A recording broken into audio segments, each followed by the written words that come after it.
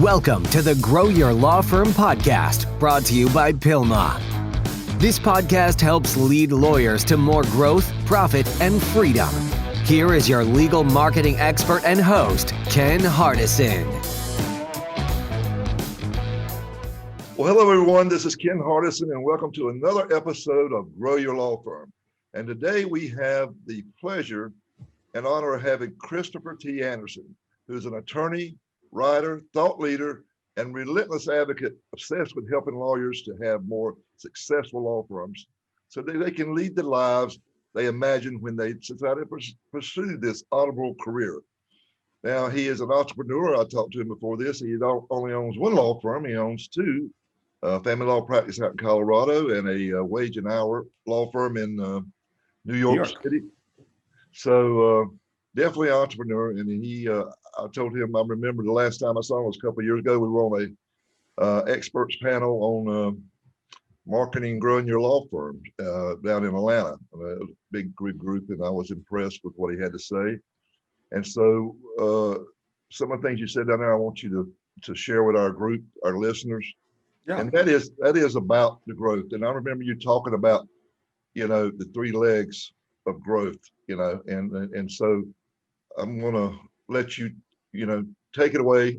Is there anything that I didn't say that I should have said about you that you want our listeners to know? Be sure to fill that in. And then let's talk about the three legs of growth. Really happy to. Thank you, Ken, for having me on. I really do appreciate it. The ability to share this kind of information with our colleagues is important to me. I think the only thing that we didn't talk about in that very generous introduction is that I still do work with lawyers across the country to help them grow their law firms as well.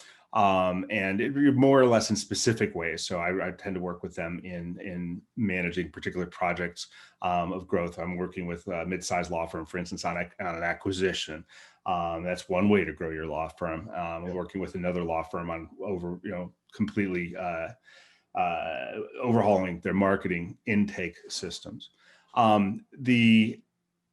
But as you mentioned, growing two law firms of my own. I've grown a couple in the past as well. And it's because I like to, I think there's a lot of people out there, particularly that own marketing companies, that own other businesses that are willing to tell you how to do it. I think there's something good about doing it and eating your own dog food from time to time. And so I really, really enjoy doing that. You asked about the three legs. So we're talking about growth. I just love this podcast. I love the fact that we have a podcast talking about specifically dedicated to growing your law firm. What I like to bring to the conversation is whenever I talk to a lawyer for the first time about growing their law firm is why. Like, really, why? If you call, I'm not going to mention any names of marketing companies, but if you call some of the biggest ones, the conversation goes something like this, like, well, you want more leads, right? Of course I want more leads, right? Well, so we can get you more leads and, and those leads will generate revenue. You want more revenue, right? Yeah, I want more revenue. And that's where it stops. It's like more. It reminds me of Oliver Twist, like, please, Sam, I have some more. The conversation is never about how much more. The conversation is never about exactly how many leads do you need, exactly how many new clients do you need. And that's because the conversation never goes to why do you need those? And if you boil it all down, it's got to find roots. Listen, I know a couple of people out in the world who just can self-motivate and grow for growth's sake. Like getting more money, more clients, more success is enough. That's the motivating factor. Truth is, that's not most of us. It's not me, and it's not most lawyers. There is enough.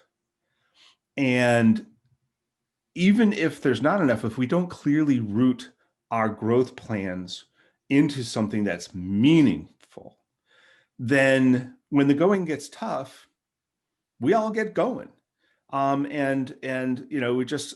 find excuses, we find reasons because we're not letting ourselves down. There is a fantastic book by a man named Don Miguel Ruiz called The Four Agreements. And the first agreement in this book, the 4 agreements, is to be impeccable with your word. And in this context, what I'm talking about is your word with yourself.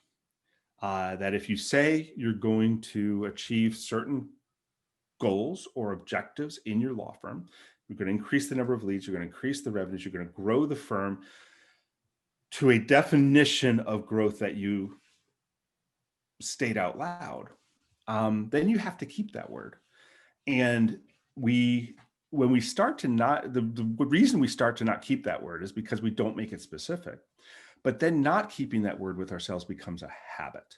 And we let ourselves off on little things first, and then the big things. And then there's always a reason, the economy sucks, or the clients aren't there, or it's, it's always, family law is always bad in the fall, or it's up in January, but down in February. Like all these excuses we have for not reaching our goals. And the easiest excuse is not making them specific and explicit in the first place.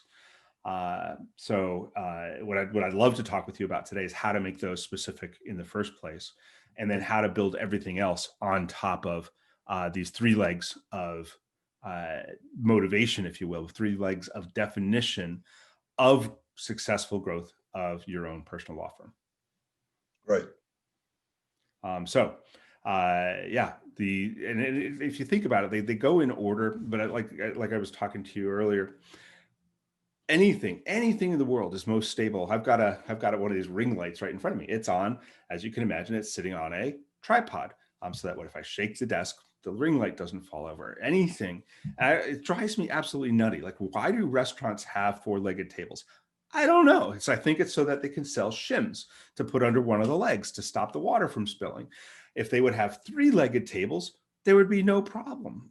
You can have a pretty out of balance table or stool.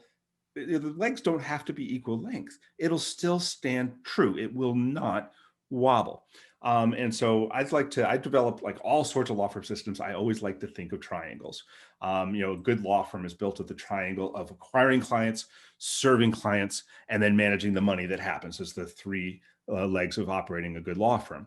But the 3 legs of defining success in your law firm are these. It starts with number 1. Think about you're hanging out your shingle. You've got a spouse at home, maybe your kids, maybe a pet, maybe a plant that needs to be watered. I don't know. You've got some obligations in life. And so you just changed to Pilma. Yeah. I'm having some difficulty with my screen. It's that other one is, I don't know. I'm having some problems with Not that. a problem. I love both organizations. I can change mine too if we want. But yeah, you need to have 3 these 3 things. And so I was talking about, you've got these obligations. And so the first one that comes to people's mind when I want to hang my shingle, when I want to start my law firm, when I want to grow my law firm business, the first leg of the stool that usually people think about is money. I am the owner of this business. It has obligations to me that I define. And one of them is to send me home enough money to live. And so the first thing I need to decide is, how much is that? How much money, how much financial resources should the firm provide to me? And I say financial resources because it might be a paycheck. It might be that the firm covers some expenses for me too. But how much financial resources should it provide for me as a total owner benefit for owning this law firm? Salary, distribution, car, maybe cell phones, maybe it pays for my internet, some business travel, whatever. How much money should it provide to me to live my life? Not the life I'm willing to tolerate, but the life that I want. And when I understand that, then I have to only understand a couple more things about my business. If I understand, let's say I want the firm to give me, I can be just happy as a pig in slop if you send me home $250,000 a year. Just great, in total benefit. Great. Now, I've been doing this for a little while, so I know that the average case value in my theoretical law firm right now, because I'm going to make round numbers to make the conversation flow easier, is $10,000. On average, a new case, by the end of the time it's over, I will have billed $10,000 on that. And I need the firm to send me home $250,000.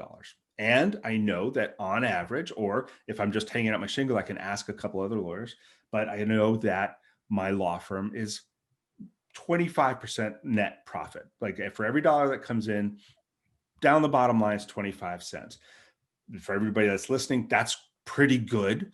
It's not stellar, but it's not bad. It's a neat average that I a lot of law firms will be very happy to be at 25. So we'll go there. So if I needed to send home $250,000 in total owner benefit at a 25% profit, that means it needs to make $1 million of gross revenue. And if I know that my average case value is $10,000, then I know that I need 100 cases a year. Now, I also can look historically, and again, if I'm hanging out a shingle, I can ask a colleague. Colleagues will share, or call me. I'll tell you a good number to get started with. But just say, what's your conversion rate going to be? Of the qualified leads that you get, how many of them can you turn into clients? And just for fun, let's take it easy and be conservative and say, I'm not feeling very confident today, so 33%. I can turn 33% of my qualified leads. Well, I just know that I need 100 clients. So now I know I need 300 qualified leads to have a conversation with me about whether or not to become a client of my business. I know in order to reach the growth plan that I've got, I need 300 qualified leads per year, which is, 26 per month, or maybe roughly 7 per week, let's say, 1.5 a day. So I need 7 per week of qualified leads to come in. Now this is the information I should be building my marketing plan and going out and talking with a paid search, with SEO, with billboards, with radio, with television, with print, with, at this low level, probably only 2 or 3 of those. But now I can go out and say, listen, I need 30 a month. That's what I need, qualified leads. What can we do together to get me 30? I don't want 50. If I get 50, I'm going to either have to build a sales team to handle 50, and it exceeds my growth goals right now, maybe 50 next year, but right now I need 30. And to be really clear about that, then we can grow that. And that gets us the first leg of the stool. Everything else happens because you defined it based on your need. Now, here's the cool part. If your goal was nebulous and you said, 30 leads a month sounds cool, and this month you get 25, you'd be like, hey man, we got 25 leads. Rock and roll. That's not bad. But when you promised whoever you have obligations to, including yourself, $250,000, and you built a plan for your life on what you were going to spend on mortgage, on your car, on vacations, on your kids' 529 plans, on your own IRA, when you added that all up and it came to $250,000 and you come up short, now you've got to face the pain of giving up something you promised yourself. And that will drive you to say, you know what, screw that. I got 25 leads. I guess I need 35 next month because I can't give up on these things I promised myself, because I'm going to hold myself accountable to my word. And there's another neat thing. When you make this plan, if you make the plan and make it real and make a promise to yourself that it is real, that I can follow the path of knowing how many leads I need, going out and getting those leads, that I can have the income that I want. We all can. That's the beautiful thing about owning a law firm. We can do that. We can make that decision. If one thing doesn't work, we try another thing. But as long as we're holding ourselves to accountable, we're going to be watching that really carefully. And the human psyche is just built in a funny way.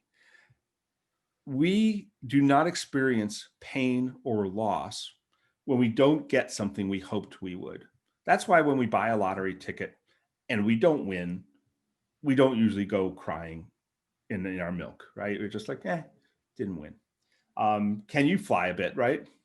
Or you used to before the pandemic, right? Yeah. I do too. And this is one thing I always think of, is like, here's the difference between making a plan and not making a plan. You see a bunch of people hanging out under the board by the boarding gate of an airplane, hoping to get an upgrade. They're on an upgrade plan. They're on the list. Their name's moving up. If they don't get the upgrade, they're bummed. Oh, well, I hoped I did, and I didn't. And they go and take their seat. They didn't have a plan to have the upgrade. The upgrade didn't become real. Well, I was on a flight from San Francisco to to New York, San Francisco to New York, which is the night flight is a lie flat. And the airline I was on, Delta, had a policy that they didn't upgrade for the lie flats. That was not a free upgrade. But they always broke that policy. And for their better customers, they would do that on occasion. And so I got on I had actually bought a ticket up front. So I got on, I got comfortable. I needed to lie flat. I had a presentation the next day and I'm getting all comfy. And the red coat comes on the plane, goes back into coach, or I guess probably into Comfort Plus. And all of a sudden I just hear someone hooting and holler like, "Yeehaw, I can't believe it." And up comes this portly gentleman walking up. It's like, "I'm buying everybody drinks. I'm up here with you."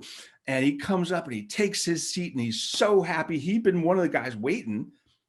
He was disappointed, but then the red coat came and got him. And it's about 5 minutes before takeoff.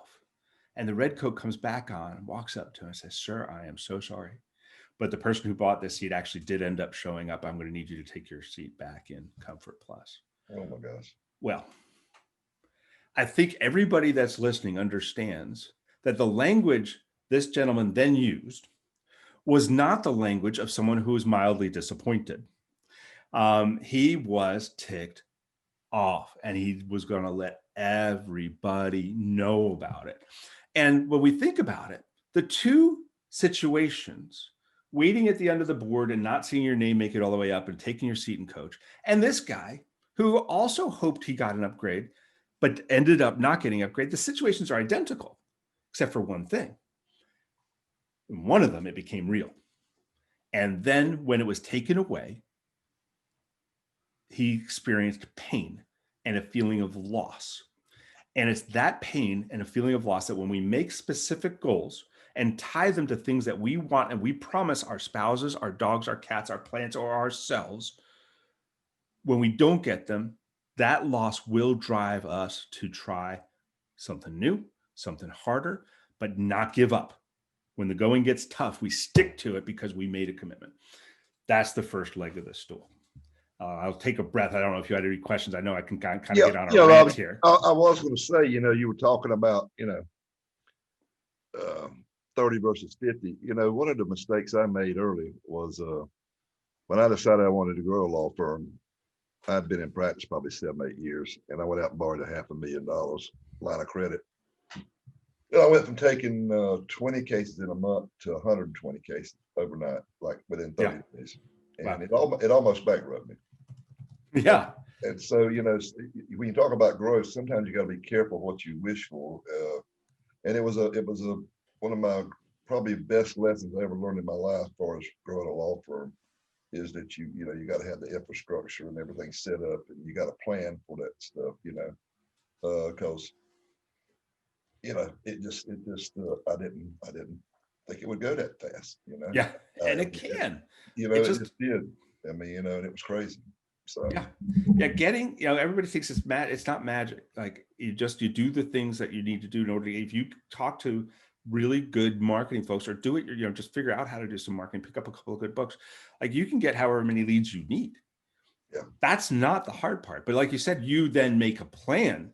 I kind of skipped over that part a little bit, but yeah, you not only make the marketing plan, but you make a plan to service those clients, because selling legal services and not servicing the clients, that has a name. It's called malpractice and fraud.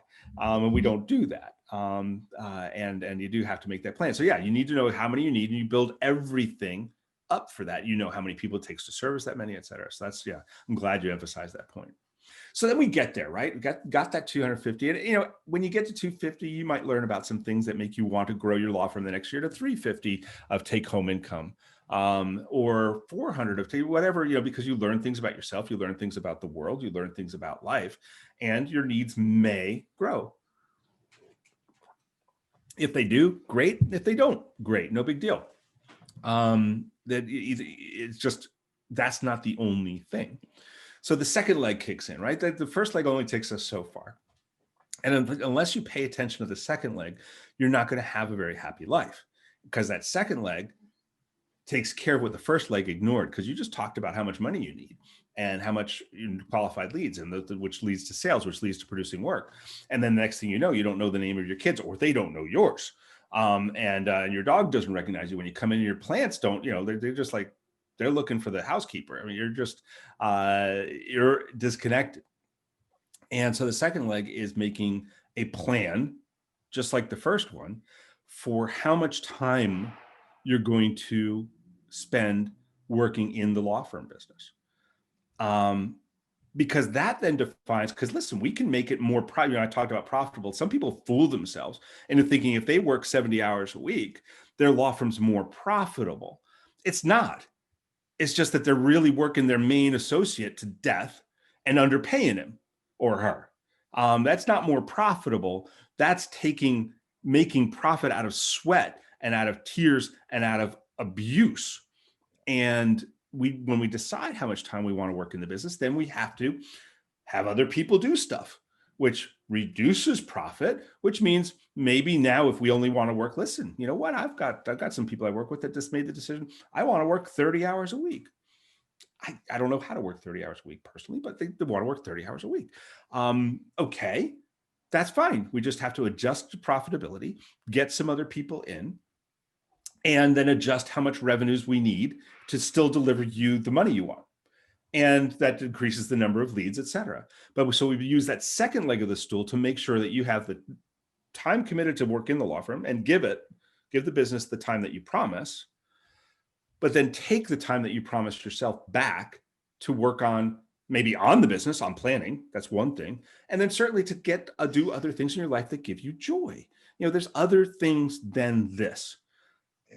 Yeah. Right? There's family, there's friends, there's movies, there's hobbies, there's lots of things that give us joy, and we need to make the time for those. And that's the second leg of the stool. We got to include that in the plan. Chris, one thing I found, and I don't know if it's just unique with me, but in 2005, I finally got out of all my cases. I had this big, I had to get over this paranoia that they would walk off with my big cases. And so I always kept the seven-figure, the highest, anything over $500,000, I kept it in my name because I was just so scared. I was paranoid. Yeah. Because I spent so much money and time and everything building it. I didn't want somebody just to walk away with it. And when I finally let go of it, my income actually like doubled in like 2 years. By my net income. And the deal was I worked more on the business. I was more involved in in tweaking things, and I had more time to work on, talk with clients, see what they wanted, talk with the help and the lawyers, and just try more things on marketing. And it just seemed like I worked less, but I made more. I don't know if that happens to everybody, but I found it did. No, it does. And in fact, one of the things I'm going to go out on a limb and predict that this happened with you, but it definitely happens with others, which is there was a little part of you that knew that if you took in 3 more of those $1 million cases, 7-figure cases, that just meant that Ken was going to be working more late nights and more weekends. And so you weren't as eager, weren't as pushy to get them. Yeah. Maybe just a little. But once you realized and liberated yourself that there were actually other human beings on this planet that could carry those cases for you, that liberated your ability to market for them. You're like, hey, I can bring in twice as many of these, and I still get to go home at a time I choose. I still get to go on vacations when I choose. And lo and behold, I can grow the business, because I can now focus on the marketing and that other stuff, but also because I feel liberated from the direct correlation from the amount of business we got and how hard I personally have to work. Yeah. Yeah. And so then the third one, and this one to me, this one, the way I like to think about it, I read recently The Virgin Way by Richard Branson, and I've read other autobiographies of really successful folks. but Richard stands out in my mind because it's one of the more recent for me, which is, there was a time when Richard actually thought about that first leg, how much money he needed to just to live. And when that one expired, he started working on the second leg, getting some time back for himself. But whether it's Richard Branson, Bill Gates, Steve Jobs, Elon Musk, anybody, Jeff Bezos, I mean, we can just name them. Those are long in their past. And they did not get their businesses where they are based on how much money they need. Bill Gates never thought he needed the money he's got. Jeff Bezos never thought he needed the money he's got. He still doesn't think he needs the money he's got. And they have as much time as they want. They can take as much time off whenever they want to take it off. They focus on their family. They focus on the things that are important to them. So neither of those things carries the business to these extents. So what does? What does is the third leg, which as lawyers, I think is the most important leg. Because I was telling you before, listen, we're smart. I haven't met too many really dumb lawyers. Most lawyers are pretty darn smart. We have some filters to, make sure of that as we go into the profession. But literally, I mean, I enjoy, like, you sit around a table with a bunch of lawyers at a conference, whatever. The conversation's always fun. We're smart folks, which means they could have done a lot of different things. Some lawyers like to joke like, "Oh, I didn't go into medicine because I'm bad with numbers." And I thought, you know what? I say nonsense to a lot of that because I watched some lawyers in negotiations crank some numbers pretty damn fast. It could have been doctors, dentists, chiropractors, accountants, professionals of other sorts. We chose this. Sure, there's a handful who kind of fell into it, but a lot of it, I chose this. And this is the profession I wanted. And then so we have to say, why? What did we want to change in the world that we wanted this? Because, being a lawyer, unlike any other profession, gives us the keys with the magic words to really change society at a fundamental level if we want to. It's a really cool job. It's a really great profession. So what do you want to use that for? And if you can get really clear on what it is you're trying to change in the world, and I don't mean it has to be on the planet or Earth, the world can be your little corner of it or your one little aspect of it, and get clear on that. Bill Gates has what he has today because he had the idea that he wanted to put a computer on every desktop in America. Well, in order to put a computer on the desktop on every desktop in America, unfortunately, you have to make a lot of damn money. The business you build to do that is going to generate a lot of money for you. Your goal as far as what you want to accomplish in the world is yours personally. But I think most people will find that in order to truly accomplish it to its greatest flower, the business has to be bigger than what your financial needs are, bigger than what your time and personal needs are, and worth it. And if you have that third leg of the stool, that will drive the growth. And then again, the plan will be, in order to achieve that, I got to do what? I've got to get more clients. I got to help more people. In order to change the world, I've got to help more people. And in order to help more people, my business has to be bigger. And unfortunately, when my business is bigger, it's going to exceed my financial goals and exceed my personal goals. When you get clear on those three, that's where you build your business plan. And like you said, you build your marketing plan, how many leads, you build your sales plan, how to convert those leads, you build your production plan on how to service those leads, and you build your people plan on how to build a team around you so that you're not a one-armed paper hanger. And I read a book, it's been a few years ago. I can't remember the guy's first name, his last name's Sinek. It was Simon Sinek. Simon Sinek, your why. Yep. And I think is that kind of what you're thinking with the third one? I mean, absolutely. Absolutely. It's a beginning. Now, Simon's why is, a lot of his why is a much smaller why. I like to call it a lowercase w why. But like, what drives you as a human being? Like he says some people's why is to clarify, and some people's why is to resolve things. And my why, I'm talking about a capital W why. It's like, why have this business? So Simon Sinek is definitely one that I totally recommend reading. But there's other ways to get in touch with this, and really just ask yourself the question why about 7 times. When you have the answer, then ask why that, and you'll get there. Yeah, I think when I first started, it was 2 reasons. I wanted to own my own business, and I was poor. Plus, I wanted to help people that were poor that didn't know how to help themselves, kind of level the playing field. Yeah. But then after I got, and then the next stage I went into was I wanted to make a lot of money, and I got out of that stage real quick because money doesn't buy you happiness. What it does is it gives you freedom. But at the end, the big why was I just wanted to build something that would stand the test of time. I wanted to build a law firm that would, after I'm gone, would still be there and would do really good quality service and really help people and be known for being excellent client service and quality work. And and I sold it back in 2010, and it's still got that reputation. I hope it does. I'm sure it does. So yeah, I mean, I think it. But I don't think people really think about this, and I'm glad that you came on the air today and talked about it, because I think you need to see the big picture. And I tell people, all the time that success is different things to different people. I mean, exactly right. Like might be like you said, work 30 hours a week. It might make 250. It might be own the world. It's just different things.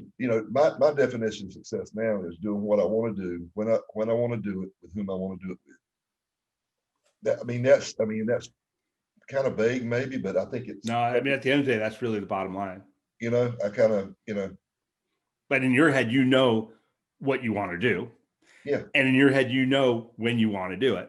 Yeah. And in your head, who you want to do it with. Yeah. And that's the magic, right? That's because everything else grows out of that, because you can't do those things with those people at those times unless you've got the resources and the infrastructure behind you to do so. And that's why, like I said, the money that gives you freedom. Yeah. To be able freedom to make choices. Yeah. Well, listen, anybody wants to get in contact with you, Chris, how can they do that? Yeah, I'd be thrilled. They can always reach out to me on Twitter at Law Firm Business, also on LinkedIn, Law Firm Business, or just email me, Christopher at andersondodson.com. I'd be glad to help talk someone through this, just help them figure out what direction they're going in. Yeah. And always glad to help. And Ken, I'd really appreciate you having me on the show. Thank you. It's been very, I've enjoyed it. Really have. Yeah, I did as well. You take care. All right. Until next time, this is Ken Hardison, dedicated to your success.